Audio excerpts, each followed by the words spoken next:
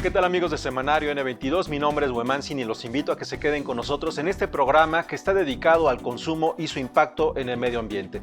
Lo más lógico sería pensar en esos plásticos, en las bolsas, en toda la comida empaquetada que particularmente en estos días de pandemia se consume mucho. Es cierto, tiene que ver con ello, pero cada uno de nuestros actos deja una mancha de carbón en el planeta desde el mismo instante que abrimos las llaves para tener agua. Vamos a comenzar con algo que tiene que ver con el humor.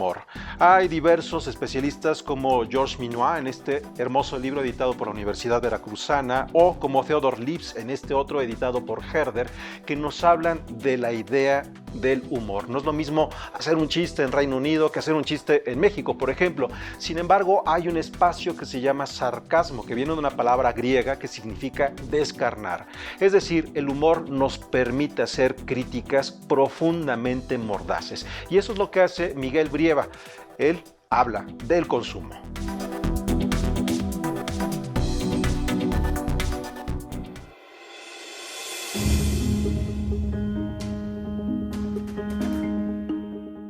El trabajo del dibujante español Miguel Brieva se ha caracterizado por hacer reflexiones y señalamientos puntuales y profundos sobre el sistema capitalista que impera sobre todo en nuestras sociedades occidentales.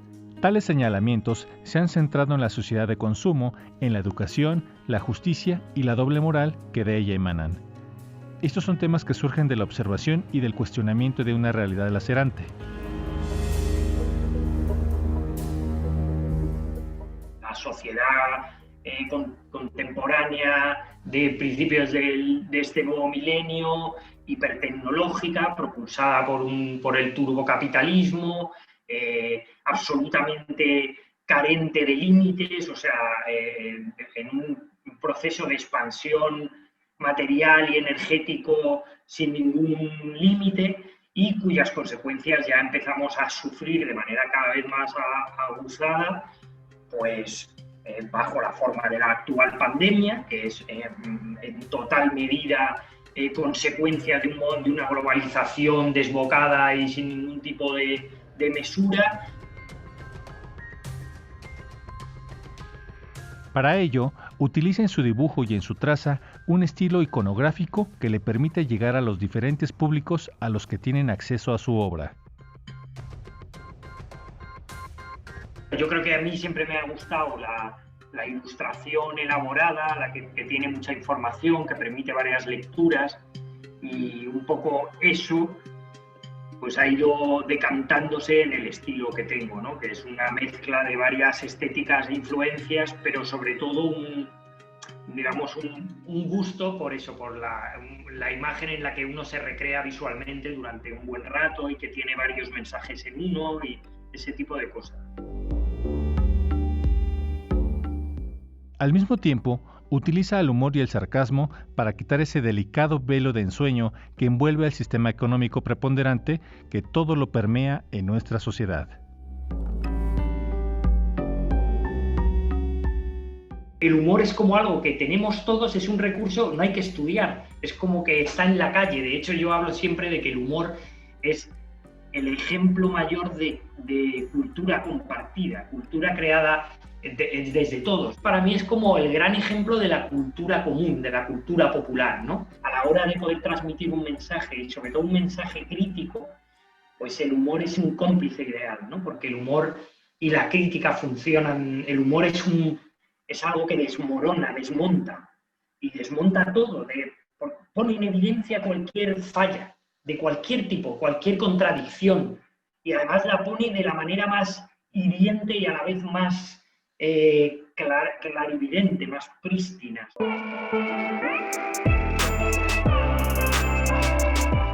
Al final, su trabajo consiste en mostrarnos las debilidades de un sistema que ha propiciado una crisis social y económica como nunca antes en la historia de la humanidad y de la necesidad de hacer conciencia de ello. Creo que hay muchas cosas sobre las que construir. Hay que construir sobre la vida, sobre la empatía, sobre el encuentro, sobre el amor, sobre el humor, sobre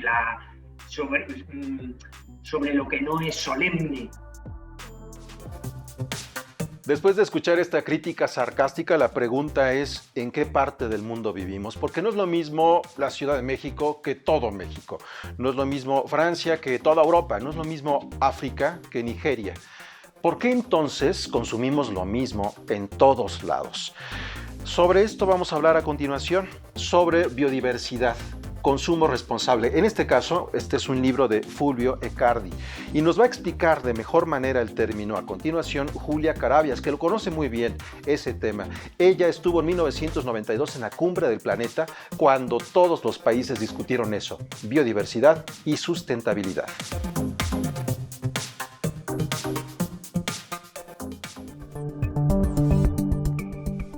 Desde el siglo XVIII-XIX, los naturalistas están precisamente en una observación constante con la biodiversidad.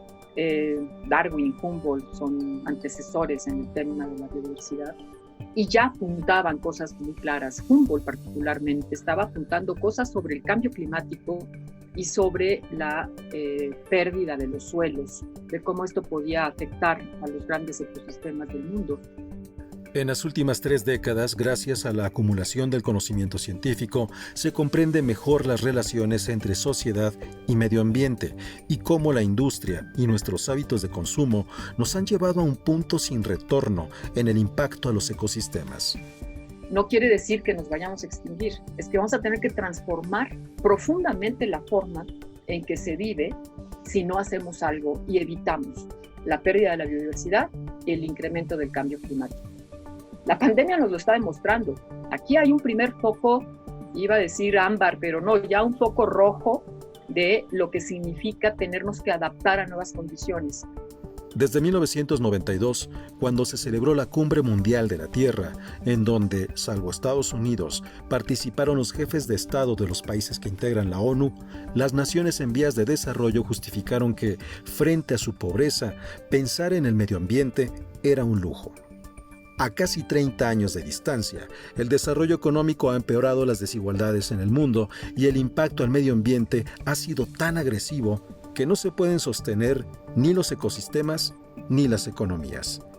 No podemos estar como humanos ocupando todas las áreas naturales protegidas. Y a mí eso me preocupa muchísimo de la actual política, en que las áreas naturales protegidas parecerían que son espacios para que los humanos podamos intervenir. Claro, se dice interviniéndolos bien, pero no es cierto, ni interviniéndolos bien. No puede haber una compatibilidad de una comunidad que esté en la mitad de la selva donde pasan los jaguares. Para Carabias, mucho tiene que ver con las políticas anacrónicas, con una visión de economía y desarrollo que parecieran creer que los recursos naturales son infinitos. Hoy, que la humanidad enfrenta los primeros desastres derivados del cambio climático, la investigadora nos dice que urge implementar nuevas formas de desarrollo sustentable para proteger la biodiversidad y, por ende, el futuro de la humanidad. ¿Cómo permea ese discurso de la biodiversidad y del cambio climático en el día a día, en la política del día a día, que no da votos y que estamos pensando en una política para los que no han nacido, que no van a votar? Esa es la complejidad. Pero nuevamente regreso, es una cuestión ética, es una cuestión educativa y esto hay que empezarlo a sembrar desde los chavos, los niños, las escuelas, escolarizado, pero no tenemos tiempo de que un relevo generacional del cambio lo tenemos que hacer nosotros hoy como adultos, porque es nuestra responsabilidad. Después de escuchar a Julia Carabias, tenemos que considerar que faltará mucho tiempo para que estos políticos que tengamos y que tenemos y hemos tenido se pongan de acuerdo para hacer su trabajo, para hacer esas obras de infraestructura urgentes que requiere la ciudadanía y que no les dan votos. Mientras tanto, nosotros sí podemos generar grandes cambios a partir de nuestros actos. No consumir tanto, no necesitamos demasiada ropa. Por ejemplo, una cosa que podría parecer pequeña, no necesitamos que nos lleven comida hecha a la casa. Imagínense todo ese plástico, todas esas cajas de pizzas, todos esos empaques. Los actos no son pequeños. Desde el vaso para el atole o para el esquite, desde allí podemos dejar de hacer cosas que impactarán de manera inmediata en nuestro medio ambiente. Vamos a hacer una pausa y al regresar vamos a hablar sobre medio ambiente y espacio urbano.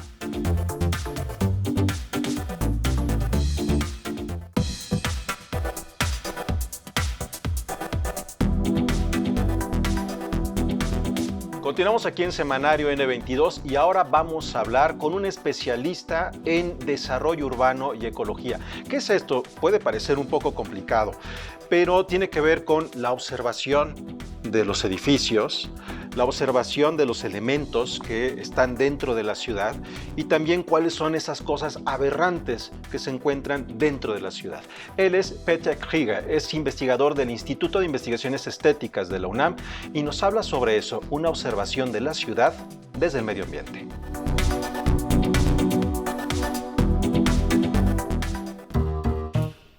En las cartas de relación que Hernán Cortés escribiera al rey Carlos V en el siglo XVI, describió maravillado a la ciudad de Mexico Tenochtitlán, construida en medio del agua. Una de las estrategias del conquistador para el asedio y la toma del centro urbano fue romper los diques que separaban el agua salada del agua dulce de los lagos. Ese hecho se convirtió en el sino de lo que sería la Ciudad de México, en donde consistentemente, hasta la fecha, se ha desecado su entorno para construir en él. Peter Krieger, historiador del arte, especializado en teoría e historia de la arquitectura y el urbanismo, comparte las observaciones que la estética puede darnos de la actual Ciudad de México. Yo creo que la situación actual, yo la veo en la dimensión histórica, y tú sabes que yo exploro la imagen como una fuente del conocimiento ambiental y también de los fracasos ambientales. Y el principio detrás de eso es como la soberbia del homo faba, del ingeniero, diciendo que yo arreglo esto, ¿no?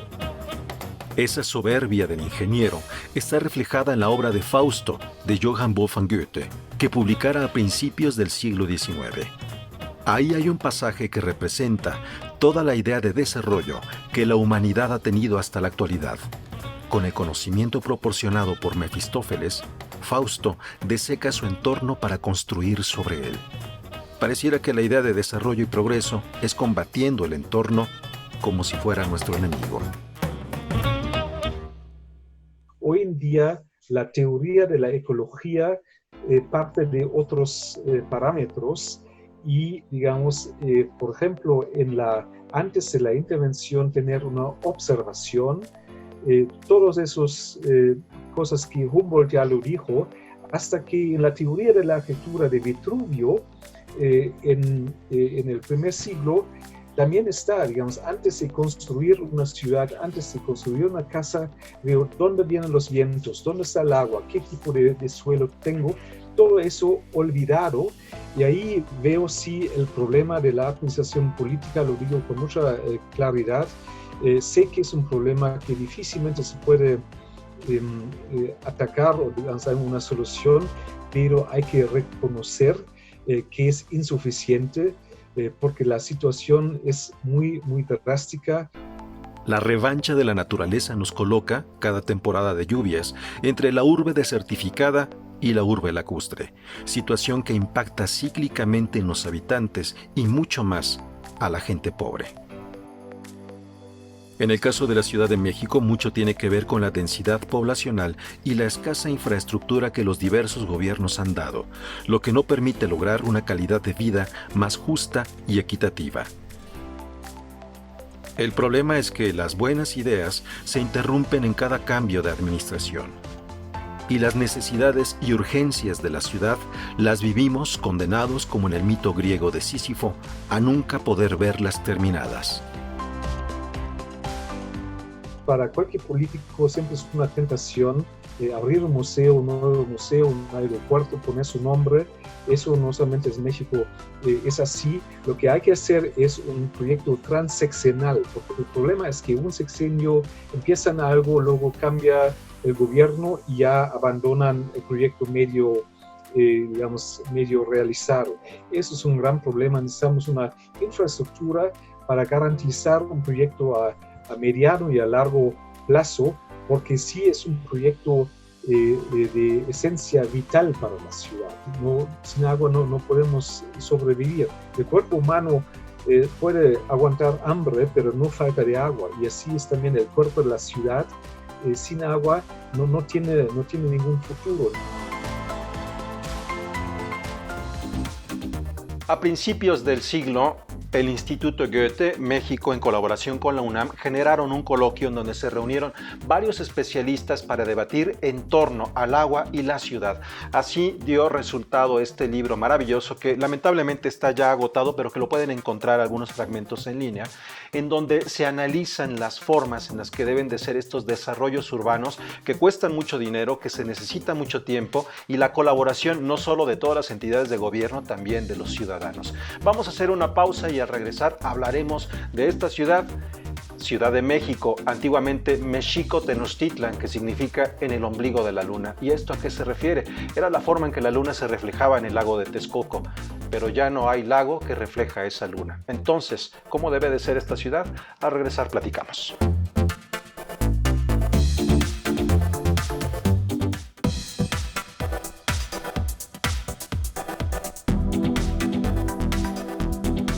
Continuamos aquí en Semanario N22 y ahora vamos a hablar de la Ciudad de México, que fue creada en un lago. Una de las cosas que hizo Hernán Cortés para poner el sitio de Mexico Tenochtitlan y así comenzar la conquista fue romper el dique que separaba al lago Salado del lago Dulce. Así se mezclaron las aguas y comenzó un proceso urbanístico que pareciera que tiene al agua como enemigo. Eso produjo que desapareciera casi por completo el lago de Texcoco. ¿Qué es lo que quedó? ¿Qué es lo que hubo? ¿Qué es lo que fue? ¿Qué es lo que todavía hay de ese lago? Adriana Salazar ha escrito la enciclopedia de las cosas vivas y muertas.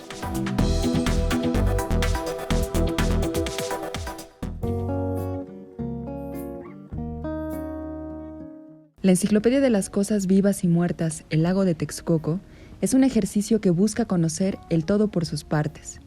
En estricto orden alfabético, los múltiples y variados fragmentos personaje que constituyen este gran cuerpo de agua, que alguna vez estuvo enclavado en la urbe, van siendo narrados. Es como un libro que también es muchos libros. Es un libro que es como una contrametodología de investigación. Y que también es un libro sobre un lago que no es un lago, sino es muchas cosas. Y que nunca vas a encontrar un todo, además, sino es un ensamblaje abierto, por decirlo de alguna manera.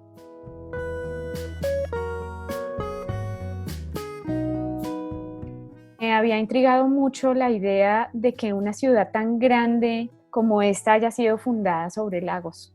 Pues sobre todo sobre un lago del tamaño de lo que fue el lago de Texcoco. Y empecé entonces con la pregunta por, pues, ¿dónde está este lago? Si acaso quedaba algo de este lago, ¿en dónde podía estar ese último resquicio o este último cuerpo de agua?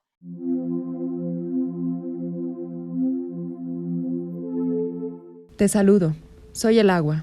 Siempre me transformo y por eso mi voz a veces se confunde con la voz de las cosas sólidas, de la tierra, incluso del aire.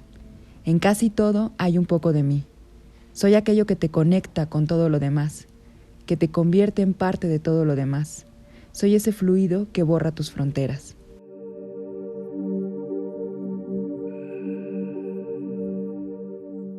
Entonces empecé simplemente a buscar el lago, ver si había algún punto geográfico dentro de la ciudad o sus alrededores donde haya quedado algo del agua lacustre. Y empiezo a ver esa enciclopedia también como una práctica artística en sí misma, ¿no? Donde el material es el texto, ¿no? Y lo que se produce son como cierto tipo de imágenes, pero no imágenes donde se te muestra el contenido de antemano, sino imágenes que se construyen como en un espacio intermedio entre el lector, el territorio y el texto.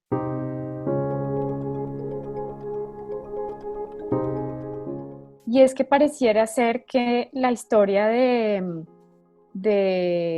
colonización de estos territorios es algo que pues, que no está en el pasado, ¿no? Sino que parece ser que es algo que regresa, que con cada, no sé, megaproyecto, proyecto gentrificador que llega a alguna parte de la ciudad o con cada entubamiento de río, etcétera, hay como una nueva, como un regreso del proyecto colonizador. No soy una cosa, sino un estado de todas las cosas.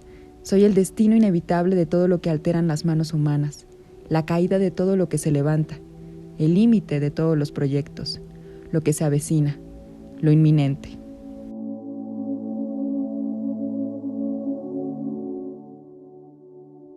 Que la ruina tal vez sería como esa evidencia de ese pasado que regresa, que pareciera ser que siempre estos intentos fallidos de conquista van a dejar algún tipo de ruina a su paso. Y la imagen final, pues como tú pudiste ver, es una especie de ensamblaje de fragmentos completamente distintos, además abierto y vivo, ¿no?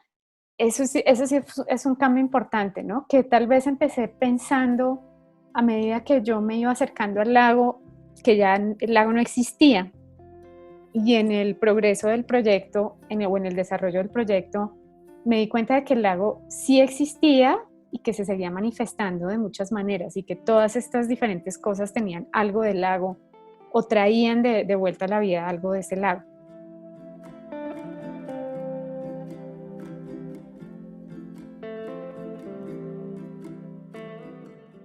Soy la sal del lago de Texcoco. Cuando me fundo en el agua de los lagos artificiales que ahora pueblan este gran terreno, me vuelvo invisible, indetectable. Soy muy vieja, más que el agua del valle. Soy polvo, soy parte del aire, soy la tierra misma.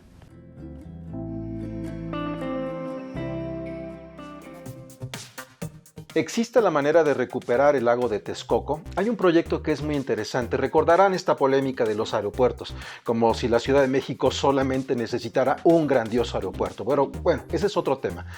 Cuando queda abandonado en San Mateo Atenco la obra del aeropuerto de la administración anterior, quedan todas estas miles de hectáreas. Entonces surge un proyecto de recuperación del lago de Texcoco para tratar de conciliar de alguna manera a la ciudad con su medio ambiente. Vamos a escuchar a continuación el encargado de este proyecto, Iñaki Echeverría.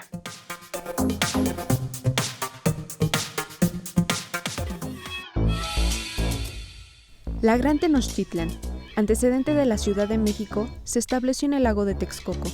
El incremento de la población, la explotación inadecuada de los recursos naturales y la expansión de la mancha urbana, así como la sobreexplotación de los acuíferos, provocaron grandes afectaciones al lago.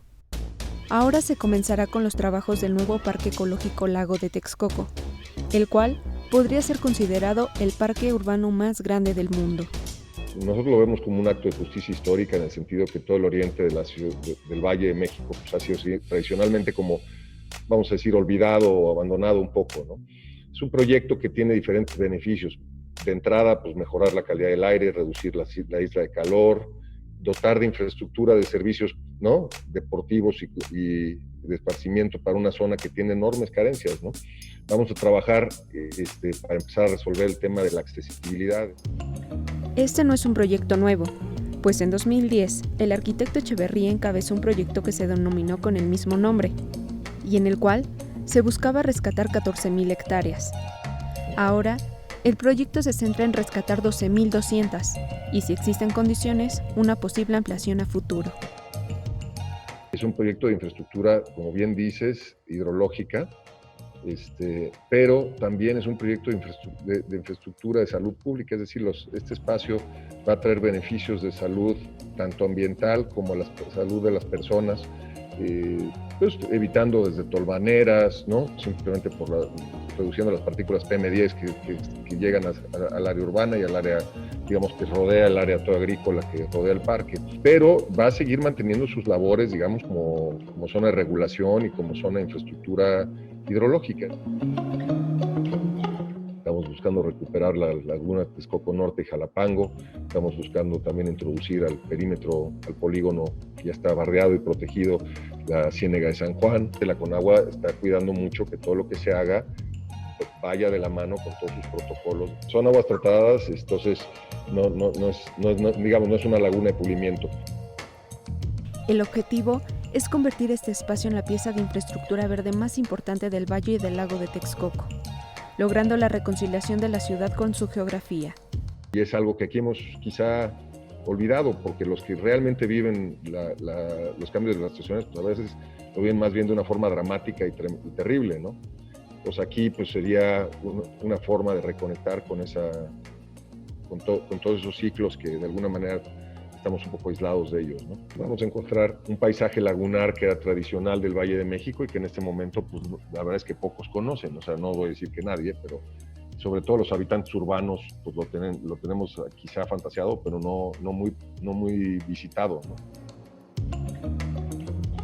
Hay 3 grandes ejes para el proyecto. Uno es el de la protección ambiental. Nos sugiere la Comisión Nacional de Áreas Protegidas conformar un área de recuperación, pero el segundo eje es el de abrir al público. Entonces lo que vamos a hacer es empezar a abrir de la forma que nos lo permita la pandemia, pero a partir del año que viene, pero se busca que la gente pueda entrar al menos los domingos con nuestro tercer eje de infraestructura construida, de deportes y demás, pero sí para hacer eventos, sí para poder tener paseos de bicicleta, sí para poder tener paseos de patines, sí para, ¿no? Papalotes, para un montón de cosas. Entonces estamos trabajando en ello. Todavía no hay una fecha exacta, pero la intención es en 2021 poder abrir al público, te digo, de forma eventual y a partir del 2024 ya tener terminada la infraestructura permanente para poderlo abrir de forma permanente al público.